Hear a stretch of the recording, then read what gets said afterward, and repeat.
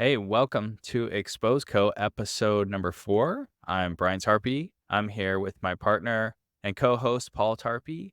Paul, how are you doing tonight? Doing great. Excited to be here. And I am refreshed and excited about the topic we're going to be talking about tonight. Awesome, awesome. Love the energy.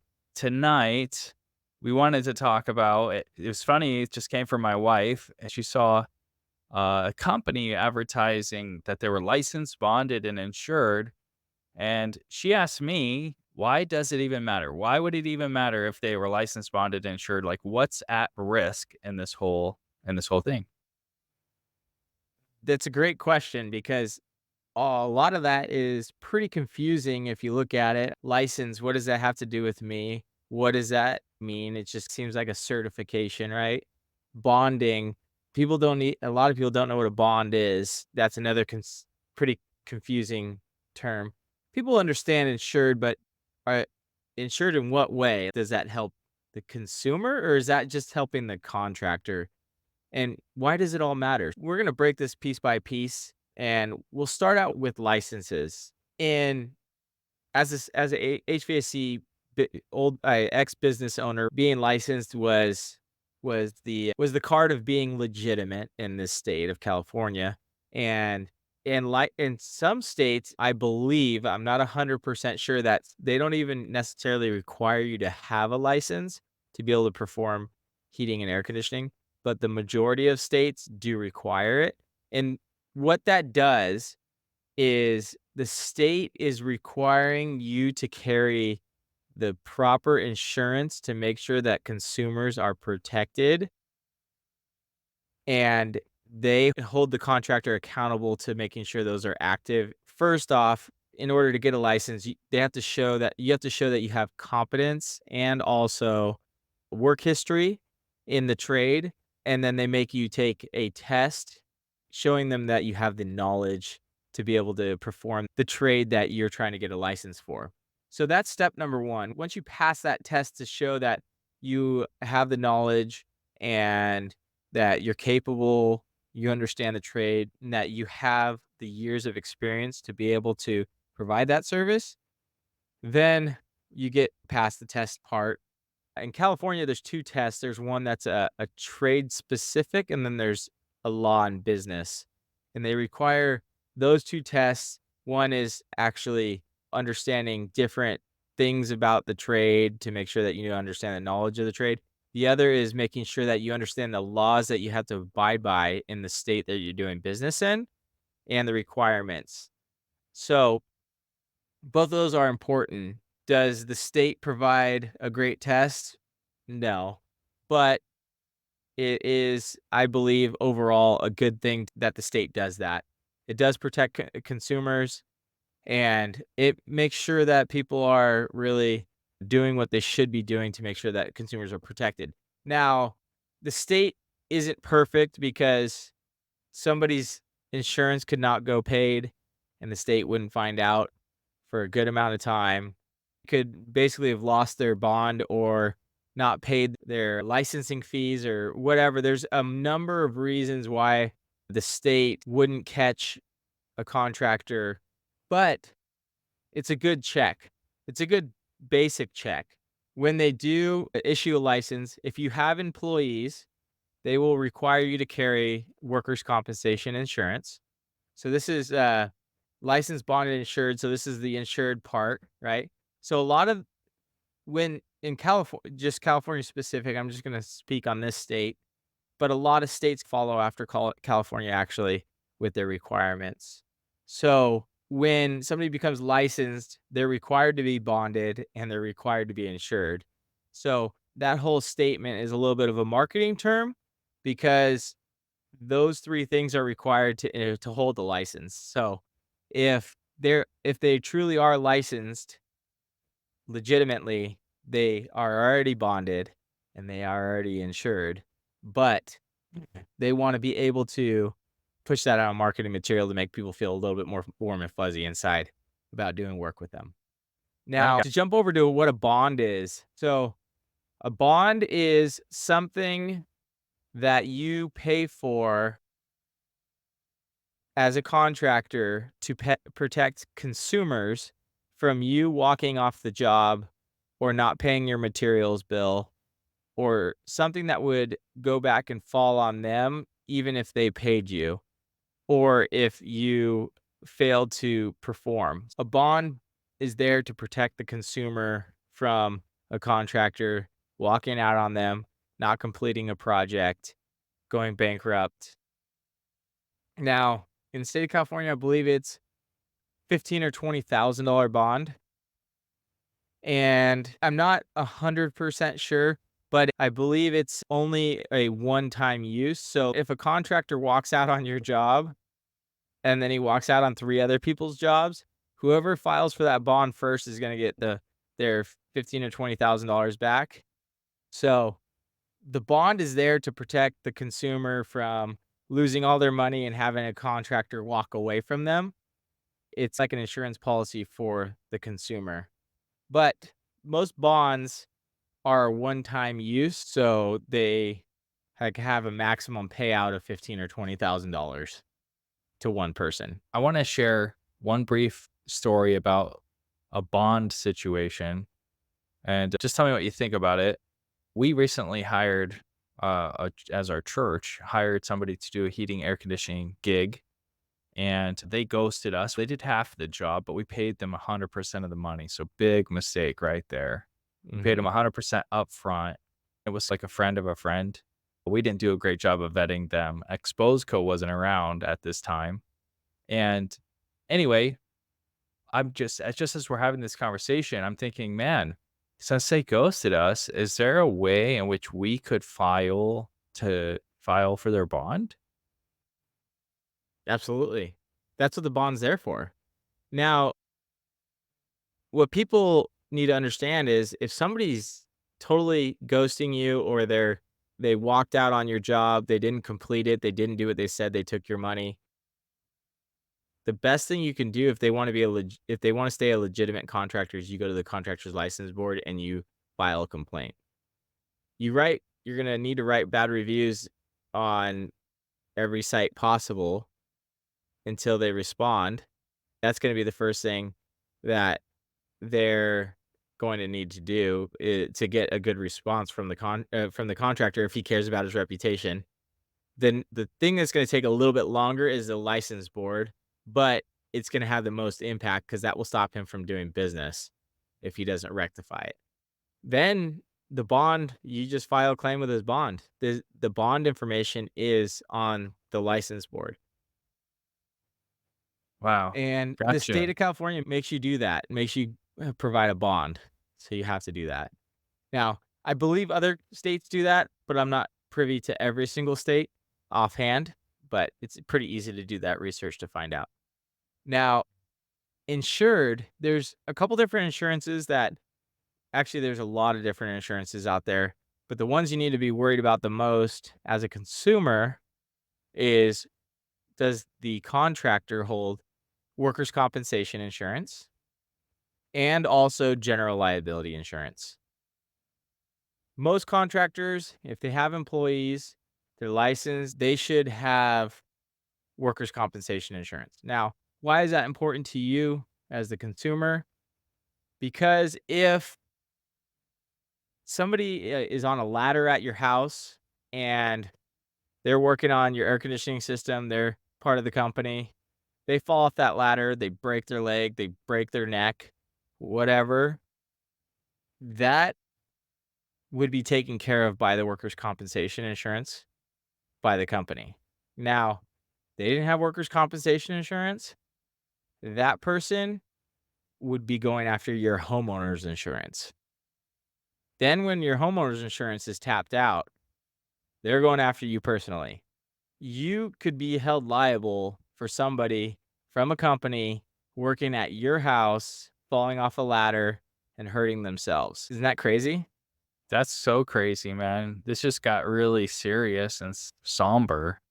That thought is sobering to think that just because somebody didn't pay their insurance and then they're working and I didn't check in on that, I could literally lose my entire livelihood. I could lose my house, everything. Accidents happen every day, and this industry, people are working with saws, they're working with torches, they're working with refrigerant. I can tell you a story myself. I had refrigerant spray all over my hand, and my hand became a block of ice, like, instantly, and I watched my hand defrost in front of my face, and I had third-degree refrigerant burns throughout my whole entire hand. Now, that was I was on a rooftop at an apartment complex, and, crazy situation that happened, but accidents happen, and it's not if, it's when.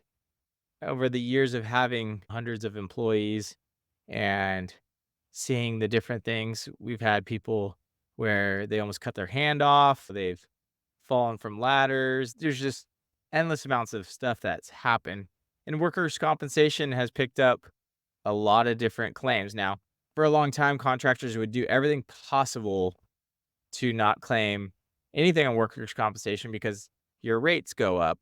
It's like they call it, I won't bore everyone with this, but it's called an X mod. So if your X mod goes up, then you're paying more premium for the workers because they think you don't do good with your safety protocols and such. Right, But right, California now requires you by law that if there's any incident whatsoever, it has to be reported. So what contractors used to do is they used to take people and take them to the hospital and pay out of pocket to make sure that they're taken care of. So because their workers' compensation insurance would go so much, uh, go go up so much. it's relevant because that's just cost that's gonna get passed on. Yes. Ultimately, when that's just gonna be added to the consumer down the trickle down in It reality. is. That's the thing about that's why people in California, they go, "Oh, man, like, it's so expensive because the California taxes, this and that." No, it's a lot about regulation.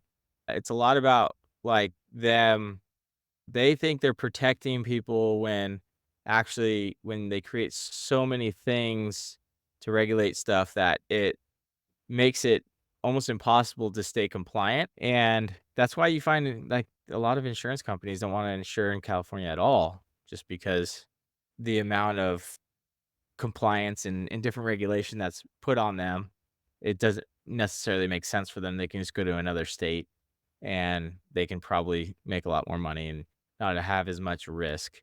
But so going back to it, that's really the justification of licensed, bonded, insured.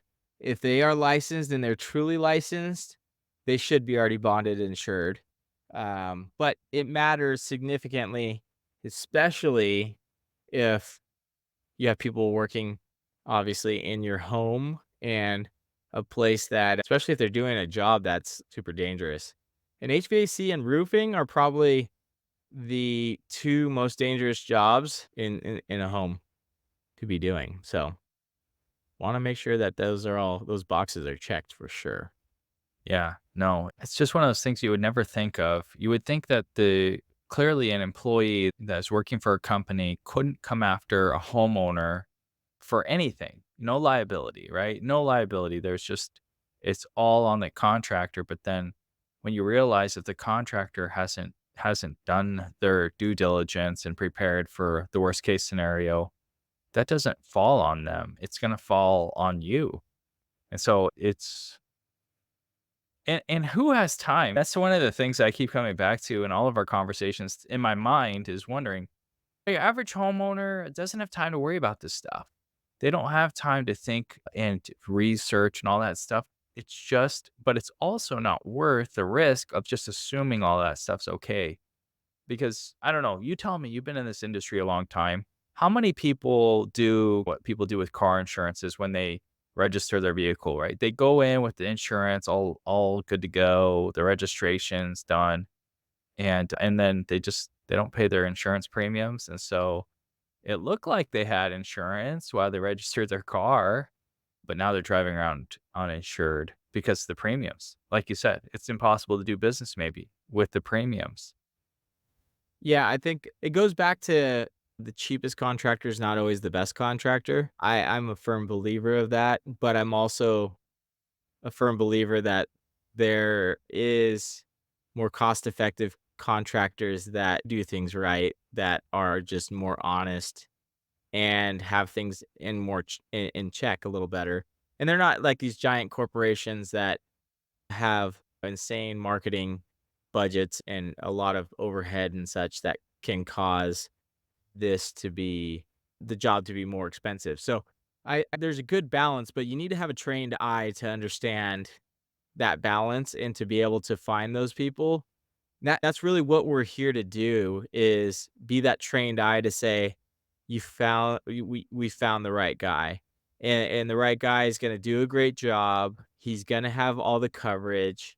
He's gonna be able to stand behind his work. He's gonna be around for a long time.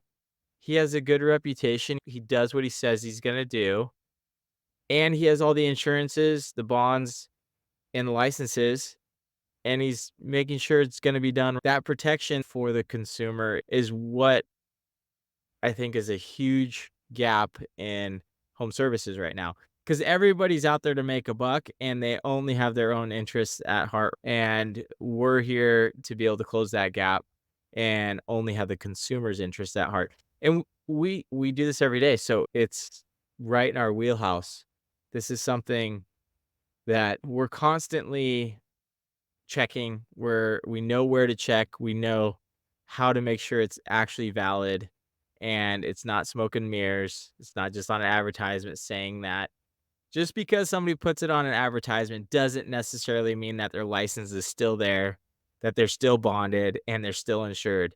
Even though they put that on there, it's sad to say, but people go through hard times. People actually notoriously, contractors are very disorganized. That's a commonality with most contractors. So sometimes you get the contractor that he means all well, he's marketed all that stuff, but he just forgot to pay his insurance. Or, you know what? His secretary wasn't doing a very good job, or his accountant wasn't doing a very good job and didn't pay the insurance bill. And all of a sudden, their insurance is not valid anymore, or their license is suspended. They don't even know it. And believe me, I've heard of people, contractors. I have friends that are contractors where they've literally gone on the Contractor State License Board website, and all of a sudden they look at their license is suspended, and it's because no proof of insurance. So now they're not insured or they're not licensed. I've never heard once those guys say, I'm not going to do any business until this is unsuspended. Right. They're not stopping. It's not like they're stopping work. They're getting it fixed right away, but they're not stopping. They can't afford to stop. These guys need to be able to pay their bills. They have crews of 10, 15, 20 guys. What are they going to do? They're just going to, the state requires you to stop, says you can't conduct business like this. But I haven't seen one of them stop. So it happens, and you want to be protected. So if that happened even to a good person, that you're not the one that's your job is not the one that's showing up when they are suspended or not, they haven't paid their insurance bill. So you are not protected. Wow. That is so crazy. And I think that rings true. People get irritated by having to pay insurances, paying to keep their licenses up or continuing education, whatever it is. They get irritated. So I can completely see people not wanting to pay those things and even willfully ignoring them because it's just you imagine what saving that money could get you, that kind of thought. So I think people in general are willing to turn a blind eye sometimes to those things, or it could be just negligence, like you said. I wanted to ask you, going back to the licensing part of it, because we glossed over that a little bit. I don't know what it could be compared to. I keep going to the registration, like the DMV, the motor vehicle department idea of a driver's test. Like you get licensed to drive a car. How hard or how much experience is required to get a contractor's license to do heating and air conditioning, like any given state? Is it more intense than I would assume it's way more intense than getting like a driver's license, but what is really entailed? Can you like just learn from your brother for a couple years and then just take the test and be good? Yeah, so that's a great question. I'm glad you asked that. It's in California, and this is I'm going back a couple years. I haven't applied for a license for, I don't know, 10 years or so. But you need to have qualified work experience. So they need to you need to be able to submit that you've worked in the trade for I think it's 3 or 5 years. It was one of the 2. You need to have somebody sign off on your work experience that says that you're competent. So another contractor, any contractor can sign off on it that is in the same trade, or I believe it. So not all this is exact because it's been a while since I've actually gone through the process, but this is the way it was. If they held a license that worked within the license that somebody else is trying to get, so like a general contracting license umbrellas a lot of other smaller trade like specialty trades. I believe that general contractor could sign off on multiple trades type of like work experience. So once you get approved for that, you basically you wait obviously to get your test date, then you go do your test. There's 2 tests. It's a two-part test. Like I said, there's the trade portion and then there's the law and business. And it's funny, a lot of people are like, "Oh, I know my trade." Then they don't study at all for the trade portion, and they're like studying their butts off for the law and business, and then they end up passing the law and business, and then they fail the trade. Wow. But it's because a lot of the trade stuff, trades are so broad and different skills and different things. Like, not all air conditioner guys know how to work on a system that is built for a high rise, and a lot of guys that are working on a system that's built for a high rise don't know the system that's built for a freezer at 7-Eleven, you know what I mean? Or not even a freezer, just like a window air conditioner. So there's such a spectrum, and the state of California, they have 1 test, so they've gotta cover all angles, and you've gotta be well-rounded even if you're never gonna touch the piece of equipment that or have never even seen it, you don't even know what it looks like, you gotta just memorize the answer. It's one of those. So, I'd say 25% of the test is not relevant to most contractors, right? Percent's relevant to one side, and then but it's the other 25% is not relevant to the other side, vice versa. It's like anything else with the test. They also give you practice tests, and half the answers from the practice tests are actually on the test. A lot of that stuff too is you don't have to be a rocket scientist to figure out how to pass that stuff. Yeah. It sounds like demonstrated competency is important, making sure reviews and like all the background checks are done on each contractor because it doesn't sound like from what you're describing that the state does like a thorough job in actually vetting people. In principle, the idea is great that someone signs for you and you also have 3 to 5 years of experience, but you could probably be a great business person and find a way of getting contractors licenses to do it, but really not have demonstrated competency to perform the work. So, the state of California, and I believe other states too, like, they don't allow felons to become contractors. So they do have different requirements. There's called a HIS certification, which is a home improvement salesperson certification that anybody that's selling in homes has to get certified.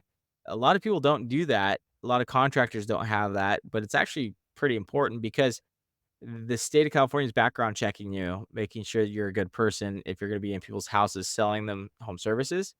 Some of the stuff is actually pretty good if they make it easy enough to get. Some of it's semi-mundane and can be annoying for a contractor, but in the end, it really does help the consumer out to make sure that they're feeling a little bit more protected about who's in the home and making sure that they're semi a good person. But they're still they can be a greasy salesperson. They just haven't. been a child molester or went and robbed a bank type of thing. So they do check that even for the salespeople if the company is following the rules of the state. Now, I would say the majority of companies don't follow that rule. But there is a couple, usually the large companies are the ones that are going to follow that rule. But those large companies, you're probably going to pay the most to have your system installed by. So there's some stuff that those companies do that are good to make sure that you have the peace of mind that there's somebody to back it up. They're playing by the rules or doing things legitimately. They have attorneys that work for them to make sure that they're following all the rules. And the smaller contractors just don't have that. So the state does do some vetting if you're following all the rules to shoot Yeah, back yeah, at yeah. that. I'm one to not necessarily care for a lot of regulation, but the more I learn, I think intentions are well with some of the regulation, and I can see why they have it, but also I think that they just don't do a good job of being able to make it accessible for people to stay in good standing with everything.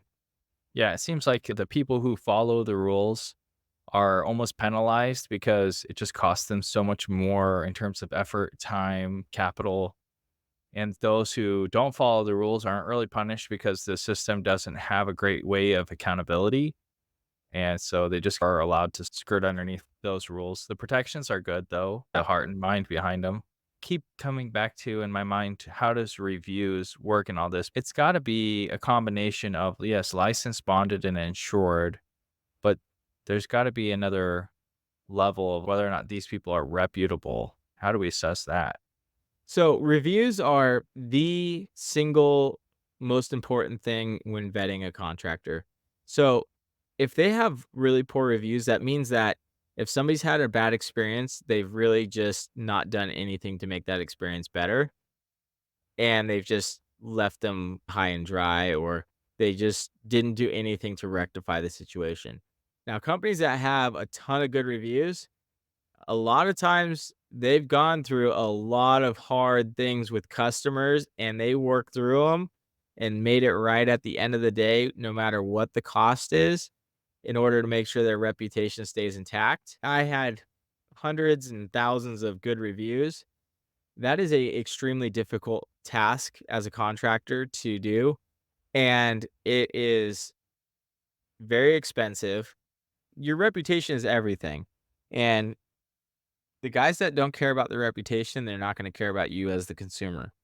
Something goes wrong, they're gonna go on to the next job, and you're gonna be in line, and you're not gonna have any priority.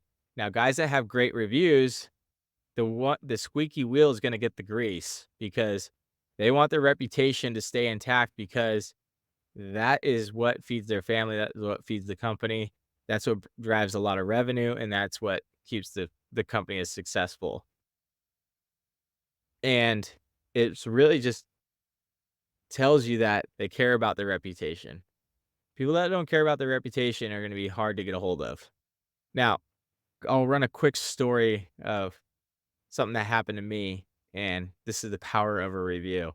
So I had bought a tractor off of somebody, and it was actually off of eBay, and it was it was advertised as a low hours, so I had under 1,000 hours, which is pretty low hours for a tractor. And I'd used this tractor for six months, and I had a major repair come up, and my mechanic is a Caterpillar mechanic, so he has a computer that plugs into the Caterpillar. When he plugged it into the Caterpillar, the computer showed that it actually had 5,000 hours, which is 5 times the amount of hours that the machine showed and what was advertised to me on eBay. So, I go back to eBay. eBay has their guarantees, and their guarantee is for 90 days. So, they say you need to deal directly with the person, which I shipped this machine from Florida to California, which is all the way across the United States, and that's not a cheap thing to do. And so I reach out to the business that I bought it from, and I said, "Hey, this machine has way more hours than you advertised. This is misadvertisement. I either we need to work this out where it's fair for both of us. I have a $5,000 repair bill for this machine that I wouldn't have if it had the hours that you claim to have. And they said, sorry, we can't do anything. We don't guarantee our hours. And I was like, wow, I've never been treated like this by a business. This is crazy. This is like fraud. And what did I do? First thing I did, I went on, they have great Google reviews. I just wrote a honest review about my experience. The next day, they call me and they say, we want to refund you every single thing that you've had to pay to have this machine. We'll take the machine back. We'll refund you everything, and we'll pay for the tax, we'll pay for the shipping, we'll pay for everything. And as long as at the end of the day you update your review, no problem. Wow. It was over $50,000. Crazy. So That's the value. that's the value. And that is a personal experience of mine. Literally, they had a truck at my house that 2 days later picked up the machine, and they shipped it off and did whatever they were gonna do with it, and I updated my review. But it's crazy. They literally told me they were gonna do nothing, and the guy the next day when I talked to him, I was like, "Man, what happened?" "That's our policy, is Oh, wow. we don't do anything until somebody writes a bad review." Wow. This Wow. and it's not a small company either. Crazy. Yeah. Yeah. That's a shame, honestly, that they wouldn't own that until it cost them something, but that's the caliber of businesses that we are dealing with in this world. It's just the nature of the beast. You gotta have the protections, you gotta know what to do, you gotta have people in your corner. One quick thing I wanna talk about the reviews. Don't weaponize reviews to take advantage of contractors, because that is wrong as well, or businesses. So, obviously, if they're not upholding their reputation, then all for it. But if you're just trying to weaponize it to there's people out there, and it's sad, they use the review platforms to get discounts or work companies for extra stuff, and that's just sad. I would hope that consumers would understand that there's a lot of power in that, and it shouldn't be abused. I wanted to make sure that that was said, because it can go real south for somebody that doesn't deserve it. Yeah. Yeah, that's what we're saying, like, we're saying be good people, and for businesses, we want them to be decent people, do business as if you were doing business with your own brother. It's the same thing as if your dad owned a company, treat them that way with a sense of honor and a sense of respect, and all those dealings, like, everything will be better for you in those ways. Yeah, don't weaponize reviews. Just be honest. I love how what you said was you didn't just blow them up in a review. You just said, I just told them the truth. And the truth is powerful and it affects people. Paul, this has been an awesome conversation. I feel like a new man understanding license bonding and insuring and how that impacts me as a consumer, what protections it offers me, and also what things I should be concerned with. I feel like you've really brought us a long way. So just appreciate that, man. And good job. And thank you for your time tonight. Yeah, no worries.